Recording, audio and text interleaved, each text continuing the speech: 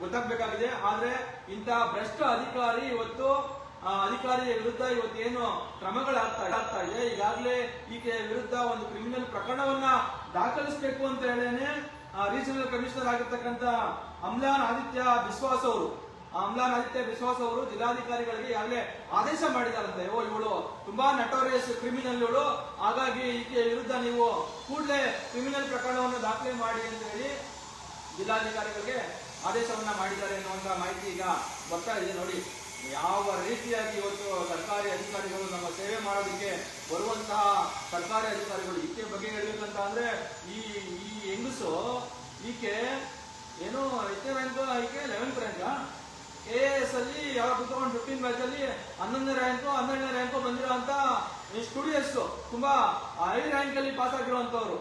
ಈ ರೀತಿಯಾಗಿ ನಾಡನ್ನ ದೇಶವನ್ನ ಕಟ್ಟಿ ಬೆಳೆಸಿ ಅಭಿವೃದ್ಧಿ ಪಡಿಸಬೇಕಾಗಿರುವಂತಹ IAS KS ಆಫೀಸರ್ಗಳು ಈ ರೀತಿಯಾಗಿ ನಾಯಿಗಳ ತರ ಎಂಜಿಲ್ ಕಾಸಿಗೆ ಹೀಗೆ ಸಿಕ್ಕಿದ ಕಡೆ ಎಲ್ಲ ತಿಂತ ಈ ದೇಶವನ್ನ ಈ ನಾಡನ್ನ ಈ ರೀತಿಯಾಗಿ ಯಾವ ರೀತಿಯಾಗಿ ಹಾಳು ಮಾಡ್ತಾ ಇದಾರೆ ಅನ್ನೋದನ್ನ ನೀವೆಲ್ಲರೂ ನೋಡಿ ತಿಳ್ಕೋಬೇಕು.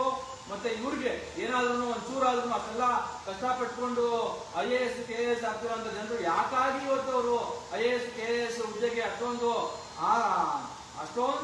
ಇದನ್ನ ಮಾಡ್ಕೊಂಡು ಬರ್ತಾ ಇದಾರೆ ಅನ್ನೋದನ್ನು ನಾವು ಈ ಸಂದರ್ಭದಲ್ಲಿ ಅರ್ಥ ಮಾಡ್ಕೋಬೇಕಾಗುತ್ತೆ. ಇವತ್ತು ಯಾರೊಬ್ರು ನಮಗೆ ಅನ್ಸೋದು ಯಾವೊಬ್ಬ ಕ್ಯಾಂಡಿಡೇಟ್ ಕೂಡ IAS KS ಆಸ್ಪಿರೆಂಟ್ಸ್ ಈ ನಾಡಿಗೆ ಮತ್ತೆ ಈ ದೇಶಕ್ಕೆ ಸೇವೆ ಕೊಡ್ತೀವಿ ಅನ್ನೋ ನಿಟ್ಟಲ್ಲಿ ಬರ್ತಾ ಇದಾರೆ ಅಂತ ಹೇಳಿ ನಮಗೆ ಅನ್ನಿಸ್ತಾ ಇಲ್ಲ. ಬಹುತೇಕವಾಗಿ ಎಲ್ಲರೂ ಈ ತರದ್ದು ಇಲ್ಲೇನೋ ಒಂದು IAS ಆದ್ರೆ KS ಆದ್ರೆ ನಾನು ದುಡ್ಡನ್ನ ಡ್ಯೂಟಿ ಮಾಡಿಕೊಂಡು ನನ್ನ ಜೀವನವನ್ನ ಸೆಟಲ್ ಮಾಡ್ಕೋಬಹುದು, ನಾನು ಇಲ್ಲಿ ಮೆರಿಬಹುದು, ನಾನು ತುಂಬಾ ಕಂಫರ್ಟಬಲ್ ಆಗಿ ಇರ್ಬೋದು ಅನ್ನುವಂತಹ ಕಾರಣಕ್ಕಾಗಿಯೇ ಇವತ್ತು IAS KS ಓದ್ಕೊಂಡು ಕ್ಯಾಂಡಿಡೇಟ್ಗಳು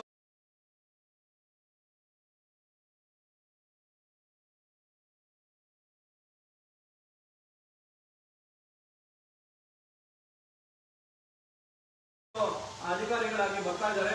ಆ ತರದ್ದೇ ಒಂದು ಕ್ಯಾಂಡಿಡೇಟ್ ಹೆಂಗಸು ಏನು ಅಪೂರ್ವ ಬಿದ್ರಿ ಅಂತ ನಿಜಕ್ಕೂ ನಾಚಿಕೆ ಕೇಳಿದ ವಿಚಾರ. ಎಷ್ಟು ಸಣ್ಣ ವಯಸ್ಸು ಆ ಯಮ್ಮನಿಗೆ, ಇನ್ನ ಚಿಕ್ಕ ವಯಸ್ಸು, ಬಹುಶಃ ಒಂದು 25ರಿಂದ 30 ವರ್ಷ ವಯಸ್ಸಿನ ಒಳಗಿನ ಹೆಣ್ಣು ಮಕ್ಕಳು.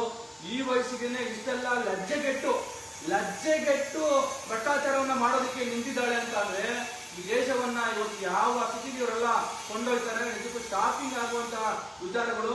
ಈ ವಿಚಾರವಾಗಿ ಆಗಲೇ ಹೇಳಿದಂಗೆ ನಮ್ಮ ಕರ್ನಾಟಕ ರಾಷ್ಟ್ರ ಸಮಿತಿ ಪಕ್ಷ ಅನೇಕ ವತಿಯಿಂದ ಈಕೆಯ ಭ್ರಷ್ಟಾಚಾರದ ವಿಚಾರವಾಗಿ ಹಲವಾರು ಸರಿ ಕಚೇರಿಗೆ ಭೇಟಿ ನೀಡಿ ಮತ್ತೆ ಖುದ್ದಾಗೂ ಕೂಡ ಹಲವಾರು ಸಂದರ್ಭದಲ್ಲಿ ಆಕೆನ ಇರಲೇಬೇಕು ಅಂತಲೂ ಕೂಡ ಒಂದಷ್ಟು ಪ್ರಯತ್ನಗಳು ಕೂಡ ಆಗಿರುತ್ತೆ.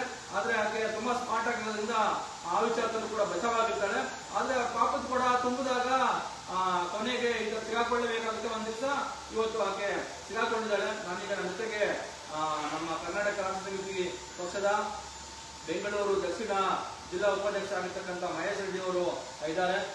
ಮುಖ್ಯವಾಗಿ ಮಹೇಶ್ ರೆಡ್ಡಿ ಆ ಭಾಗದಲ್ಲಿ ಏನು ಈಕೆಯ ವಿರುದ್ಧ ಹಲವಾರು ಹೋರಾಟಗಳನ್ನ ಲೀಡ್ ಮಾಡುವಂತವರು, ಮತ್ತೆ ಈಕೆಯ ಬಗ್ಗೆ ಬಂದಂತಹ ದೂರುಗಳನ್ನ ಕೇಳಿಸ್ಕೊಂಡಂತವರು, ಈಕೆಯ ಏನು ಕುಖ್ಯಾತಿ ಎಷ್ಟಿತ್ತು ಅನ್ನೋದನ್ನ ಖುದ್ದು ಆ ಭಾಗದಲ್ಲಿದ್ದು ತಿಳ್ಕೊಂಡಿರುವಂತವ್ರು. ಹಾಗಾಗಿ ನಾವು ಅವ್ರನ್ನ ಮಾತಾಡ್ತಾ ಯಾವಾಗಿಂದ ಗೊತ್ತು ಬರ್ತಾ ಇಲ್ಲ, ಯಾವಾಗಿಂದ ನೋಡ್ತಾ ಇದ್ರಿ, ಏನು ಎಮ್ಮನ ಕತೆ ಎಷ್ಟೆಲ್ಲ ಭ್ರಷ್ಟಾಚಾರನ ಅಲ್ಲಿ ಮಾಡ್ತಾ ಇದ್ರು, ಏನ್ ಕತೆ ಅಂತ ನಾವು 4 ಕೇಸುಗಳು ನೋಡಿದ್ವಿ. ಶಿವಣ್ಣ ಮತ್ತು ರಘುನಂದನ್ ಮತ್ತು ರಜನಿಕಾಂತ್, ಈಗ ಬಿದ್ರಿ ಮೇಡಮ್, ಅಪರ್ಣ ಬಿದ್ರಿ ಮೇಡಮ್, 4 ಅಧಿಕಾರಿಗಳನ್ನ ನಾನು ಹೋರಾಟಕ್ಕೆ ಬಂದ ಮೇಲೆ ಸತತವಾಗಿ ರೈತರಿಗೆ ಕೆಲಸ ಮಾಡಿಸೋದಕ್ಕೆ ನಾನು AC ಕಚೇರಿಗೆ ಹೋಗ್ತಾ ಇದ್ದೆ, ಬರ್ತಾ ಇದ್ದೆ.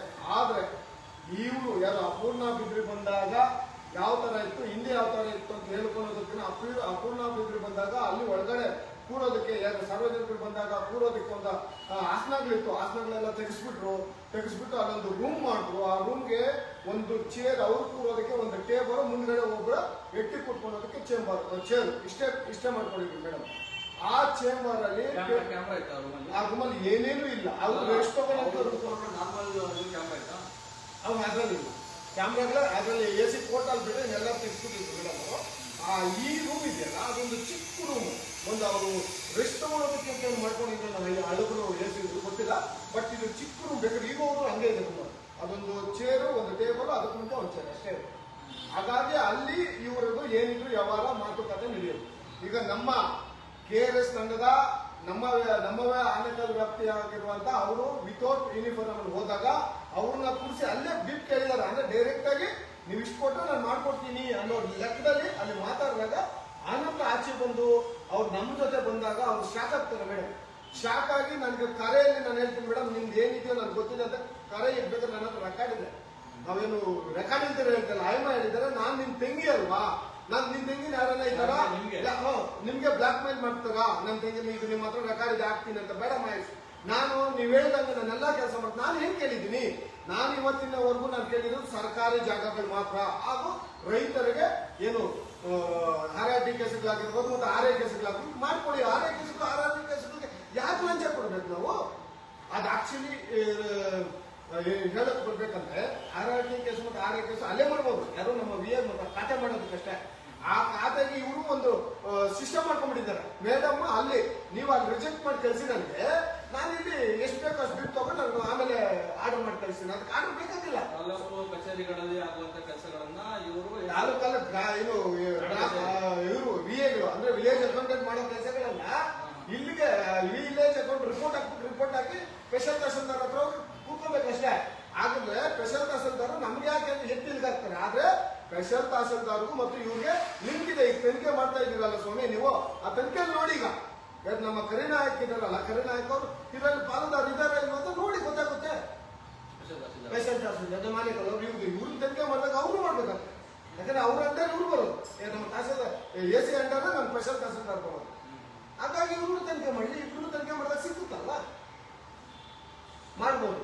ಹಾಗಾಗಿ ಇವರು ಯಾವ ತರ ಏನು ಒಳಗಡೆ ಕೂರೋದಕ್ಕೆ ಬಂದ ಸೋಫಾ ಅದೆಲ್ಲ ಇತ್ತು ಮೊದಲಿದ್ದಾಗ, ಯಾರು ರಜನಿಕಾಂತ್ ಇದ್ದಾಗೂ ಇತ್ತು, ನಮ್ಮ ರಘುನಂದನ್ ಅವರು ಇದ್ದಾಗೂ ಇತ್ತು.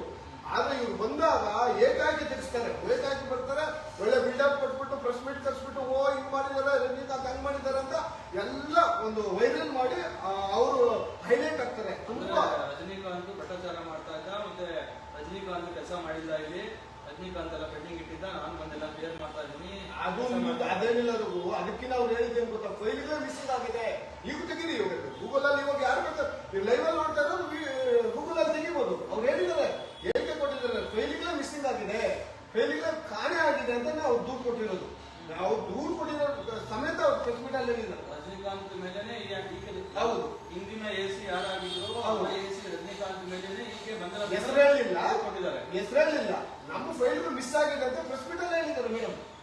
ಇವರೇ ಹೇಳಿ ಆಗ ಇವರು ತುಂಬಾ ಉತ್ತಮ ಅಧಿಕಾರಿ ನಾನು ಕೂಡ ಅನ್ಕೊಂಡೆ.